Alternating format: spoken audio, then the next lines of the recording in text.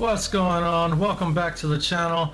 Super excited to be back. This is kind of a lengthy video. I'm going to try to get as much information as I can into this. This room kind of spiraled from a little slight makeover to a complete room rebuild. Top to bottom, front to back, there's nothing that didn't get touched. So let me just get started here, and I'll kind of walk you through what I'm doing and give you some tricks and tips on things I did along the way. So hopefully if you're starting this project on your own, it'll help you out. So what I chose to use for the bed frame here is 2x6 lumber, and that's because it's going to be a semi-floating bed, meaning it's going to be touching the wall in 3 points of contact and only touching the floor at 1 point. Again, this is 2x6 lumber. It is kind of heavy, and it also is framing lumber, so it is a little warped and bowed. So I chose to cut them simultaneously.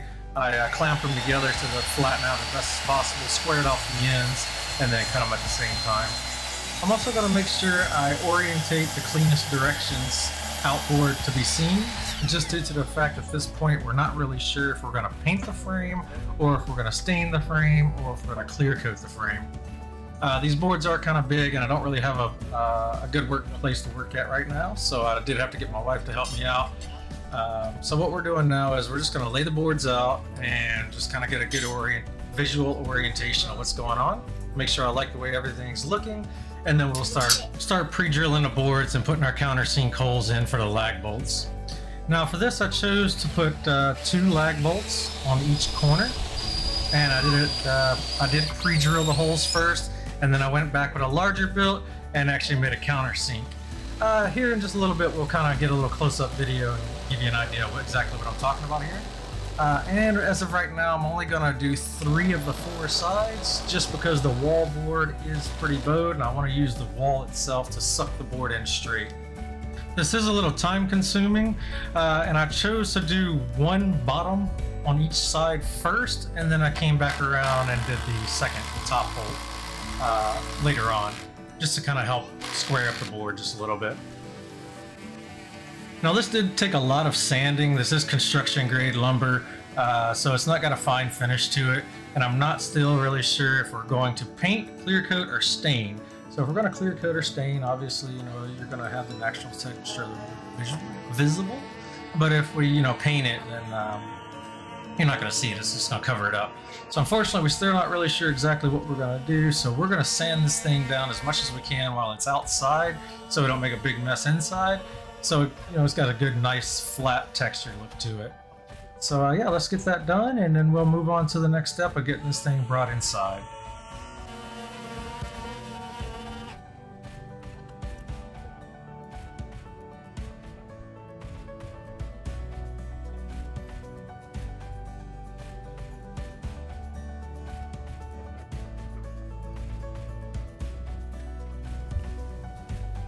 So when you first line up, it's going to look something like that. So this board's actually pretty warped. So we're actually going to use the wall to kind of pull it back straight. But initially that's how it's going to look. Then I took this 3/4 inch drill bit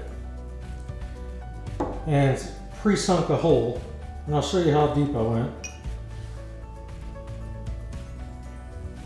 Alright, so to recess the bolt in, I used this 3/4 inch drill bit.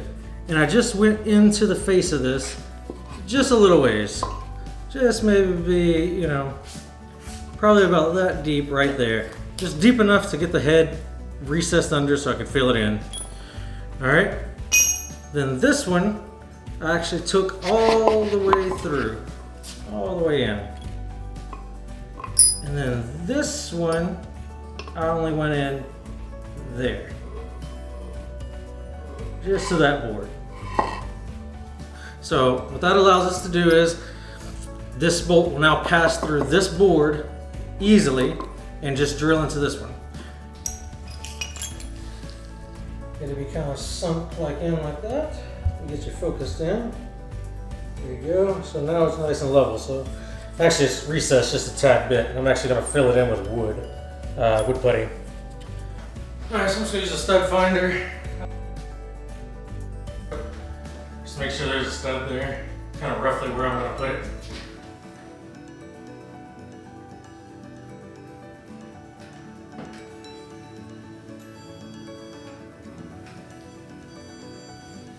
Alright, if you've never used this tool before, it's a handy little tool. Again, it's called a stud finder. You can get them relatively cheap to relatively expensive. This is a relatively cheap one. It just does exactly what I need it to do. I can just drag it across the drywall and it'll light up and beep when I've actually found wood behind the drywall.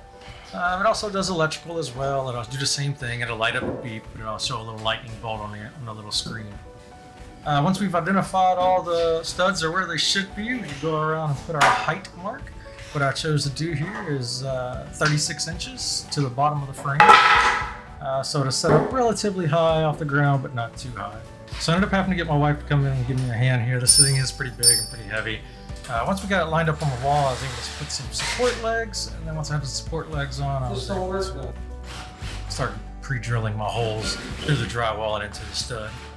So what I did for this was I used an extended bit, and then I put a tape mark on there so I knew exactly how deep I wanted to go.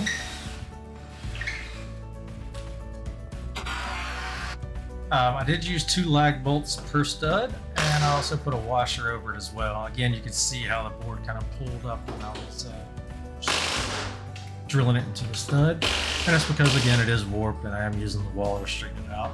So I chose to use washers on there as well, and I did not countersink these. I'm just trying to get as much power as I can against that wall. Hopefully this is extreme overkill, but only time will tell, I guess. So what happened here is the bed frame is actually against the door wall, and there's just enough room to get this frame in there without interfering with the door itself. But it is going to interfere with the door casing trim, so I will have to cut around the frame. And also too, the reason why I'm having to go at an angle like this is I didn't quite reach that last stud, and I really want to get that that stud. So what I decided to do is come in at a slight angle, as you can see there, and that allowed me to catch the studs.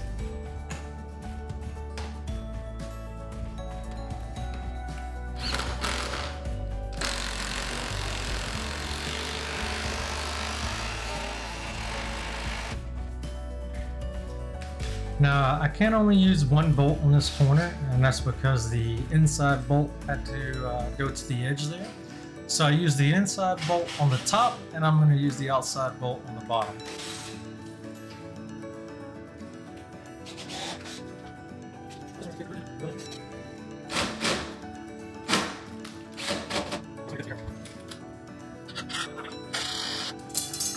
Alright, now we just need to set our last few lag bolts. So I kind of got a side angle here to show you what's going on.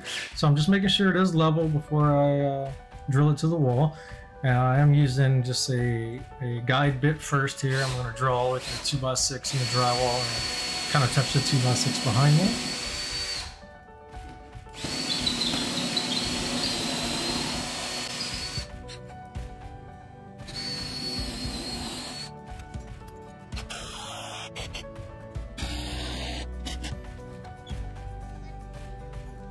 Alright, next what we're going to do is we're going to cut the boards for the inner portion of the frame, and this is actually going to be the portion that holds the mattress up, or the actual plywood up. That's going to hold the actual mattress up. So we're going to get these guys cut down to length, and then we'll get them all screwed together and we'll bring them inside. But first, what we need to do is we need to notch out the wood for the lag bolts with the washers that are sticking through. Simplest way I could find to do this was just to mark off on the boards exactly where the bolts were at, and then I could just take my router and run and just cut a little groove through. And you'll see me do that right now.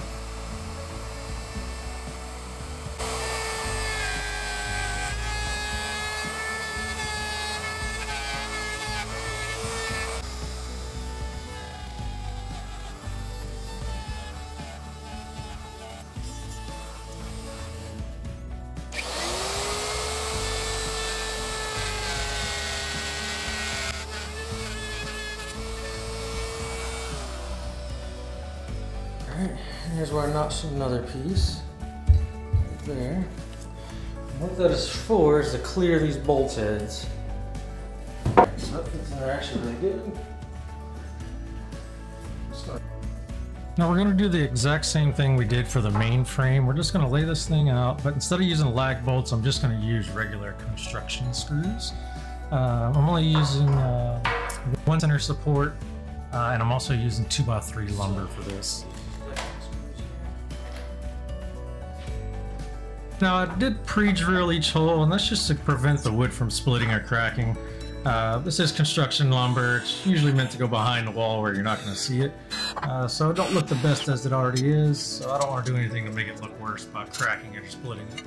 So this was a little time consuming as well, having to go through and pre-drill each hole. I put 2 screws on each end, just keep it from twisting around.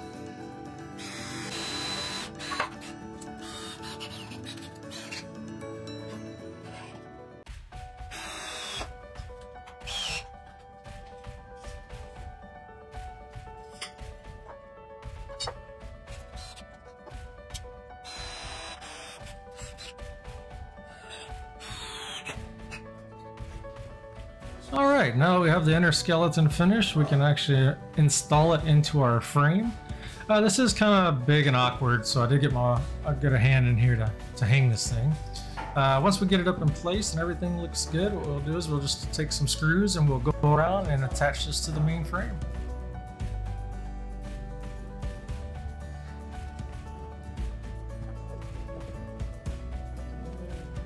Now this is a pretty tight fit, so when you're putting it in, if your measurements are off, obviously it will not fit, but you will have to go in straight as can be on all 4 corners at the same time. So as you can see there, we're just kind of working up each edge until it eventually slides up into place the way it should be.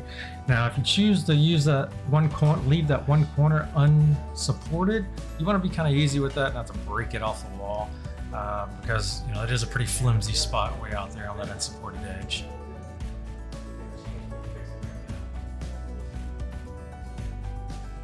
So once you get your screws put in, you're essentially done with this portion of the project, and this is essentially what it should roughly look like. We're actually going to do something there inside that little area where the 2x3 thickness is.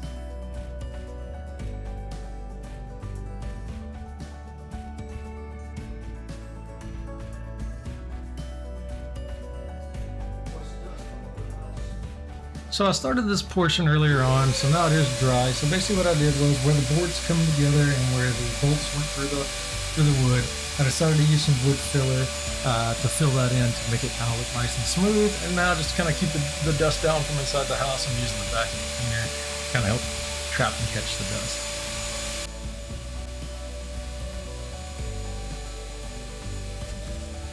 So this concludes the building and mounting of the bed frame. I hope you enjoyed it. What we're going to do next here is we're just going to rip out the closet and get ready to be built back up as well. Hope you look forward to that in a future video, and thank you.